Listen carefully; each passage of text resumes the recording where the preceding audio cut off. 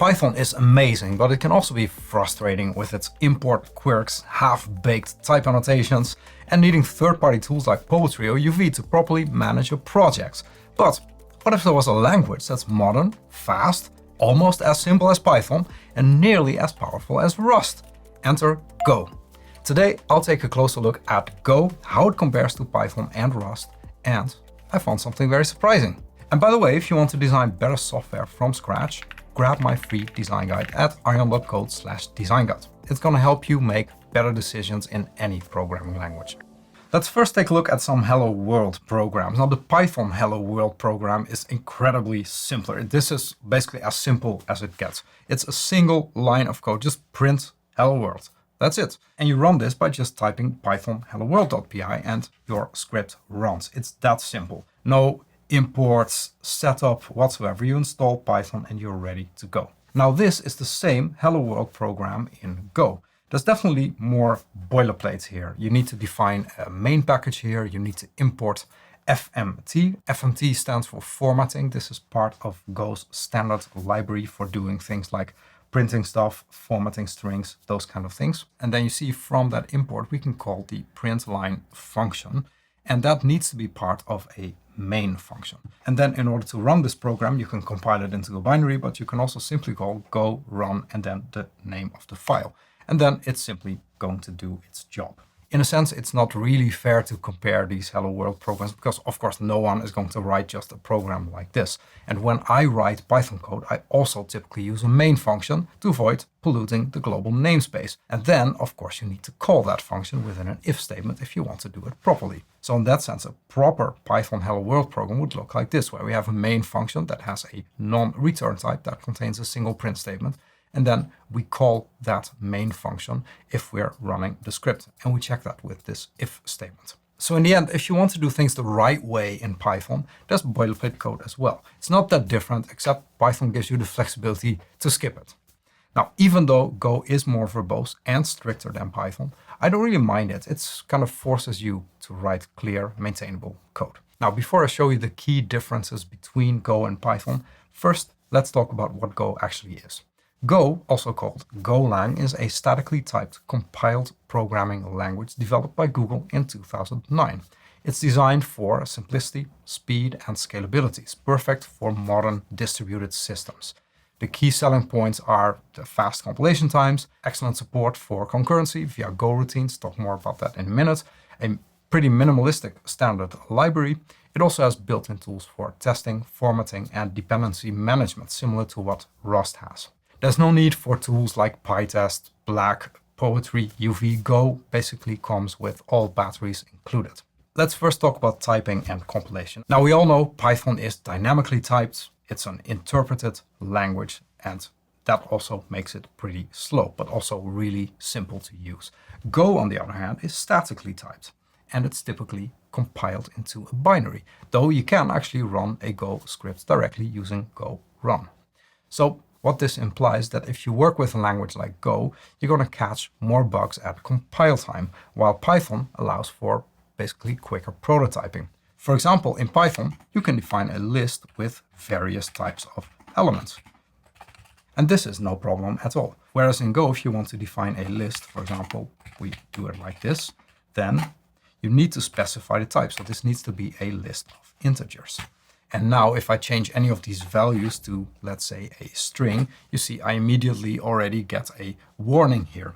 And if I save this and I try to run this program, then you see we actually get an error here that we can't use x because it's not an int value. Whereas, of course, our Python program runs without any problems whatsoever. Error handling in Go is very different from how it's done in Python. Here I have an example of a Go program that showcases the way that you should do error handling. So there's a couple of standard library imports here, but what you immediately see is if you take a look at this function that reads a file and parses integers, so you get a path to a file, this returns an int and an error.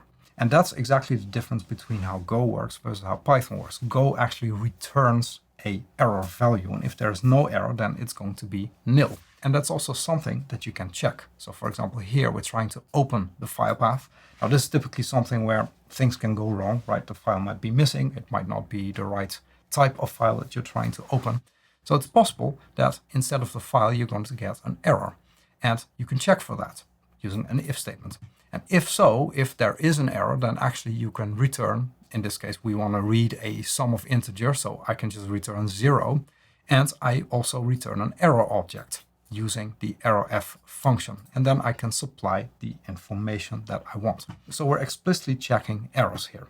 And same later on. So here I'm trying to read from the file. It reads lines from the file, and then it's going to convert those lines to integers, which is what this does. Now this again can also return an error value, which is why we have this right here. And then we have another check. So if there is an error, well, we are going to return 0. And then finally, we can do another check to verify that the scanner, the part that read the file for us, didn't result in an error. And in that case, we're also going to return 0 and an error value. If all goes well, though, we can return the sum and nil, because there is no error. And then in the main function, we supply a file path, numbers.txt, whatever, it doesn't really matter. We call the function, and then we handle the errors. Now, as you can see, in this particular folder, there is no numbers.txt file. So if I do go run and then errorhandling.go, you're going to see that we get an error that it wasn't able to open numbers.txt. So let's create that file. And we're going to put in some integers, like so. Let's try this again. And now we actually get the correct sum of the integers. However, if I add, let's say, another value here, which is not an integer at all, then of course we're going to get, again, an error. Now in Python, you would do that very differently. You would use try except statements. That's what I did here. And what you often end up doing in Python is catching various types of errors and then returning new types of errors. So that's what you see here. So I'm catching a value error, but then I'm raising a value error again with some more useful information. And same if I catch a general exception, then I'm raising a runtime error that an unexpected error occurred. And in my main function, I have again the file path. I try to compute the total, and then depending on the kind of error I get, I'm going to do something different. And then, of course, I can also call the Python file in a similar way. So in this case, we also get invalid content. And then let me remove this, and then you're going to see that we get exactly the same result in Python as we got before in the Go program. So that's kind of a different approach of dealing with errors. Go returns it as a value. In Python, we have try except blocks. Now, the thing is that because Go returns the error value, that's exactly what you see here. And also what other functions do, like opening a file, errors are going to be more explicit in your code. In Python, basically what I could do is just throw out all of these try except blocks, like so. And then I'm going to de-indent this, so this still works. And I can also remove this, right? And all the except blocks here as well. So like so. Then I'll also remove this, like so, de-indent this. And now we kind of have our minimal Python program that just completely ignores errors. And of course, if I run this, well, it's going to run just fine because numbers.txt doesn't contain any invalid things. If I type something here and now I'm running the program again, of course, I'm going to get some error, and this is going to be hard to read because now I need to figure out what this is, right? This is pretty useless information. It doesn't tell me that this is actually a wrong value in the file. So in essence, in Python, you can write much shorter code and basically completely ignore errors. You have more freedom as a developer. Whereas in Go, well, you know, you have to be a bit more explicit about these things and actually handle the errors. Think about what happens if there's an error. It's not as strict as Rust. I mean, in Go, I could still simply delete this if statement, right? And then it would still work. But at least I would see that, oh, wait a minute, there is actually an error possibly being generated from this function call. And I might have to do something with it. With Rust, basically, you have to handle the error. You get a result object back and you have to deal with it. You have no choice. Otherwise, it's a compiler error. So in that sense, Go is a bit less strict than Rust, but it's also a bit more explicit than Python. Python and Go also take pretty different approaches to defining and using things like functions and data structures. Python emphasizes readability and dynamic typing, while Go prioritizes performance, strict typing and simplicity. Let's break down the syntax differences. If I go back to my error handling example in Python, you see that I don't have to supply any types here. I could. Python gives me the option to do that with type annotation, but I don't have to. I can basically just leave it out. Whereas in Go, I have to supply that. I can't remove the string type like so, because, well, that's not going to work. It's not going to recognize that this is a parameter of type string. So Go is definitely more strict in that sense. Python is also more flexible in that your functions can have arguments or keyword arguments, variadic arguments. And in Go, you can also do that, but it's a bit more limited. Basically, the bottom line is of all these differences that Python is basically way more flexible, but also way more unsafe because of that. You basically have the responsibility as a developer to do the right thing, whereas Go nudges you a bit more in the right direction. There's also a few other minor differences in that Go doesn't support default arguments, and you always have to supply all the arguments when you call a function. Another difference is how Python and Go handle data structures. So in Python, of course, you can define a class. Let's say we have a class person. And it's going to have a name and an age. So this is how you could define that, right? There's, of course, another option from data classes. We can import the data class decorator. And then I can turn person into a data class. And then basically it's going to look like this. Copilot already generates something for me. So this is a pretty simple, straightforward way of defining a data structure in Python. Now Python can be object-oriented, so these classes have an inheritance mechanism. So you can create a subclass of person, add methods to it. It has polymorphism. There's no type checking whatsoever. I can create a person and then assign another type of instance variable to it. There is no problem of doing that in Python. As opposed to Python, Go doesn't have classes or inheritance. It uses structs to represent data and has methods that it can apply on these structs. So you may say, hey, that's actually very similar to classes, but it's more limited.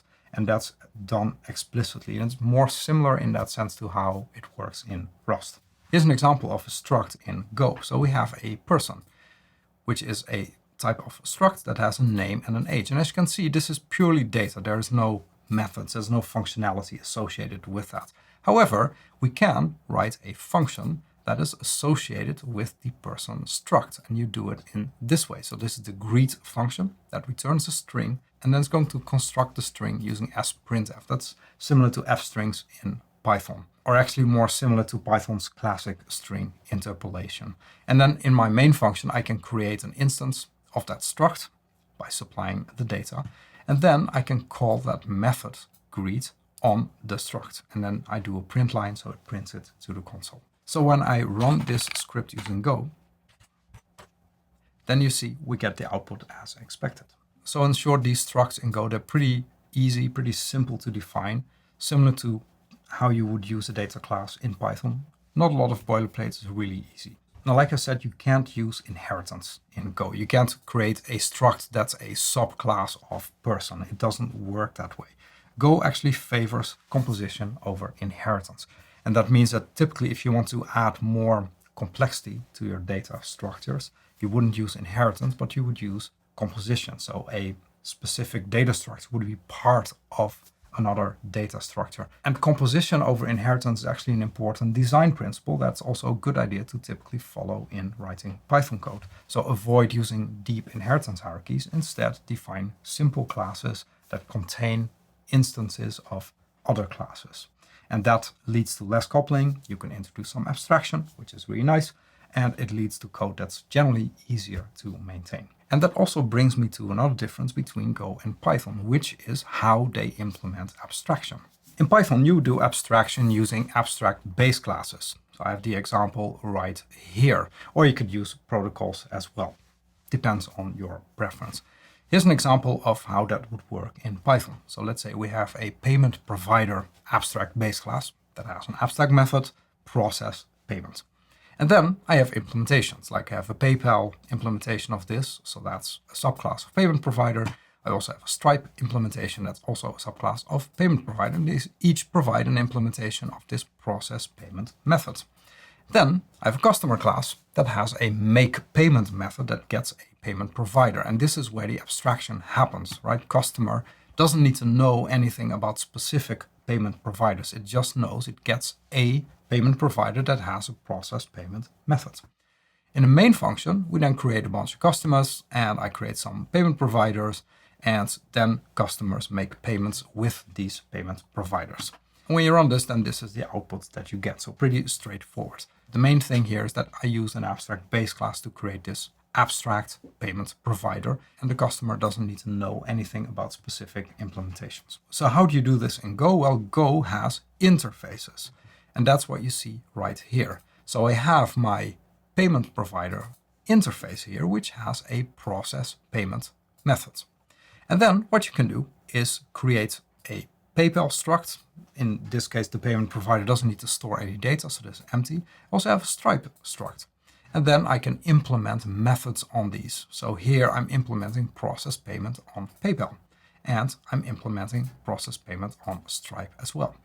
And then I have a customer struct, very similar to the customer class we had in the Python example.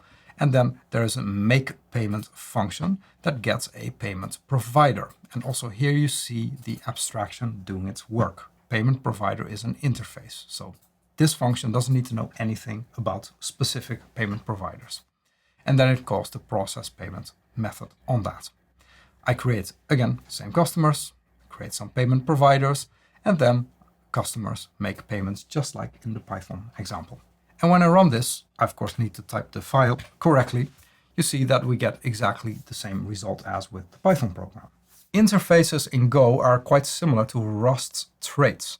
And once you're familiar with traits in Rust and interfaces in Go, this will automatically lead you to adopt a composition over inheritance approach, as this is sort of built into the language.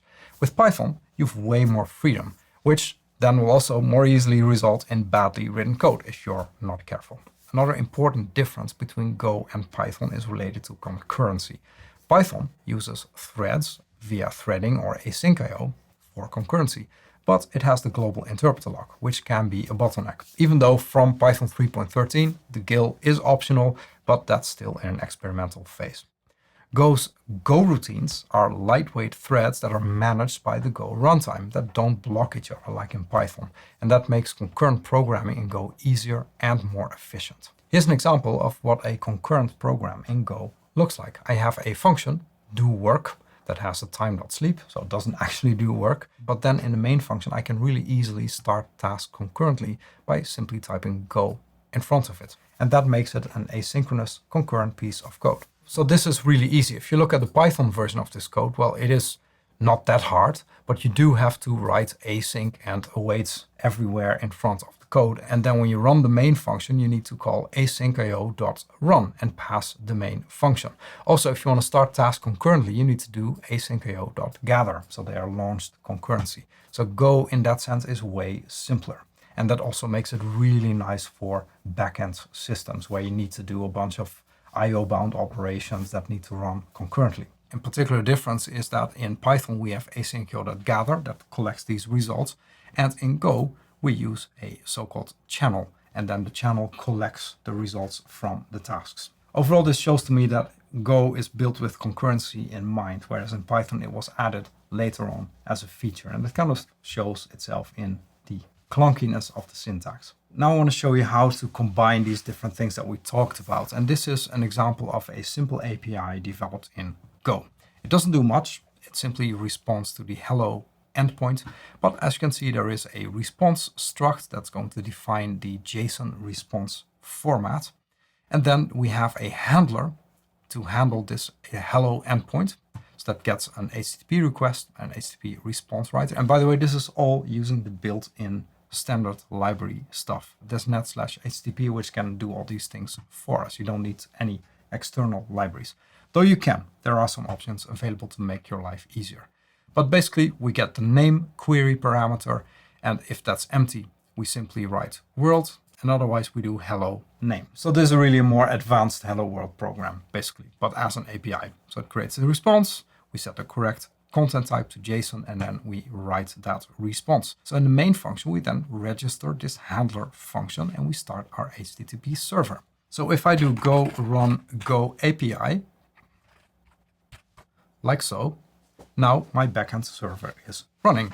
And if I call my endpoint, this is what it looks like. And of course, I can also write a name like so, and then it's going to return that as a result. In Python, you can actually also do this without needing any external dependencies. And this is what that example looks like. It's a bit more involved because, well, creating an API in Python is not something that it was made to do from the start. So, you know, it's a bit more complicated, but you can definitely do it by using classes and inheritance. So we inherit from our base HTTP request handler that comes from the http.server module. And then we can also start our server here in our Python program. And then we have our simpler handler class that we wrote here above.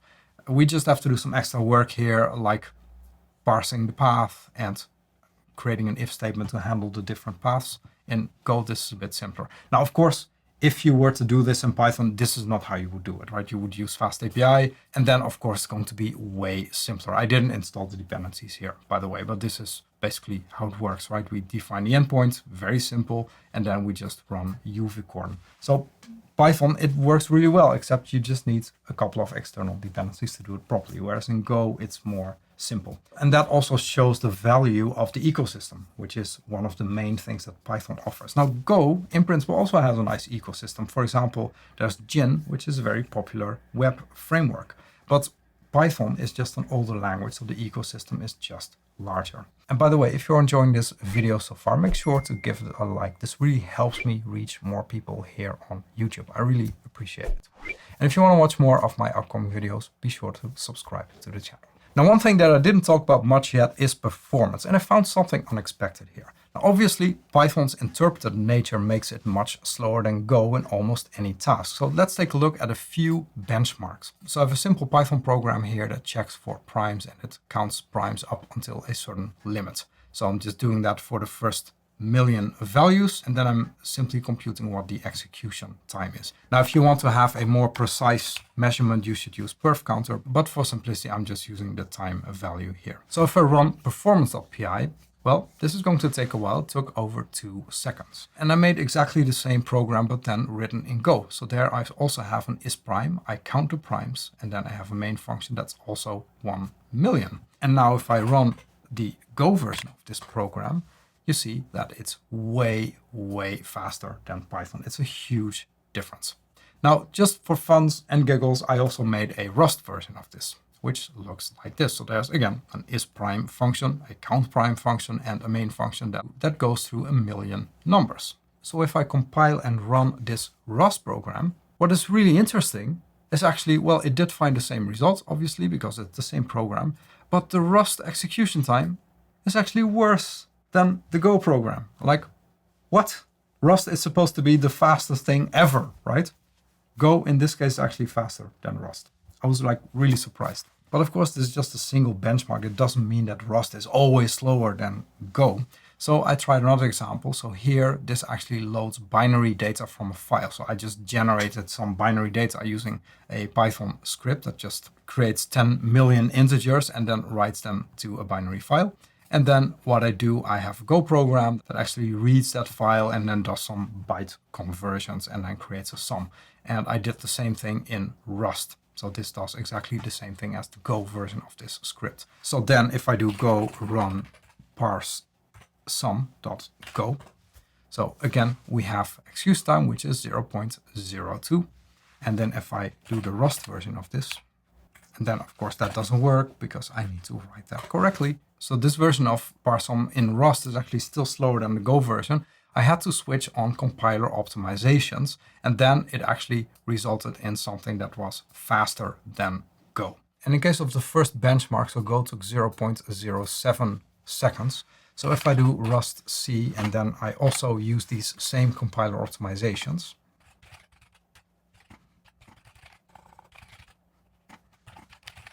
then you see that Rust is actually still slower than the Go version of this code. So it's not always a given that Rust is always faster than Go. And to me, that was a really surprising result. Now, of course, these are not complete benchmarks. There's probably like a bunch of other things you can do. And overall, we may find that Rust in other benchmarks is actually going to be faster than Go. But the difference is surprisingly small. And you have to think about which language is a better fit for you, Python, Rust, or Go. And it's not only about performance, right? Python is way simpler, so that just may be the reason that you want to pick Python. You may also like Rust because it's way more strict and you really want your code to be extremely robust. So then you maybe opt for Rust. There are of course other benefits to using a much stricter language like Rust, mostly in terms of error handling and robustness. In Go, you can still ignore nil values and implicitly let your program crash just like Python. But if you want to have most of the stuff that Rust offers while still avoiding too much boilerplate code, and you don't need foolproof code, then Go is actually really, really nice. That doesn't mean Python is obsolete. The huge ecosystem, the insane simplicity still make Python a really useful tool. And that for me is also the main reason to keep using it. But I might sprinkle a bit more Go in the systems that we build at ArjanCodes, in between our Python, Rust and TypeScript code. But I'd like to hear from you. Have you used Go? What do you like most about it? What bothers you about Go? Let me know in the comments. I'm also thinking about doing a video like this, but taking a closer look at TypeScript and JavaScript. If you'd like me to do that, let me know in the comments. In the meantime, if you want to learn more about Rust and how it compares to Python, watch this video next. Thanks for watching and see you next time.